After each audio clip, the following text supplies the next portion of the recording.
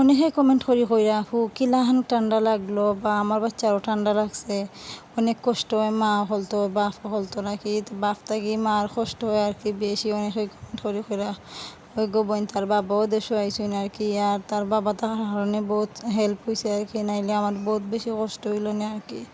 এমনিও একলা একলা ফালা লাগে, তারপরে তার নানু আসলা লগে, কিন্তু অনেক কষ্ট হয়েছে আমার থেকে। তো আমার বাচ্চায় কষ্ট পাইছে বেশি, ওখানেও মনে হয় আর কি বেশি।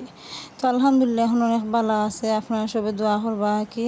তারও লইয়া ঠান্ডা লাগছে 3 বার, কিন্তু হসপিটাল ভর্তি হওয়া লাগছিল না, ইঞ্জেকশন কিনে নেওয়া লাগছে। এবার কিন্তু অতিরিক্ত গেছিল, লাগে হসপিটাল ভর্তি হওয়া লাগছিল। আলহামদুলিল্লাহ আপনারা এখন সবাই দোয়া করবা আর কি। আলহামদুলিল্লাহ থেকে অনেক ভালো আছে আর কি আমার ফুয়া। আর সবাই দোয়া করবা আমার ফুয়ার লাগে, সবার বাচ্চা হল ধরে খেয়াল করে রাখবা আর কি। আর গাম টাম ফুসে রাখবা, গাম থেকে আমার বাচ্চা ঠান্ডা লাগছিল বেশি, আগে কিন্তু গাম আসিল না।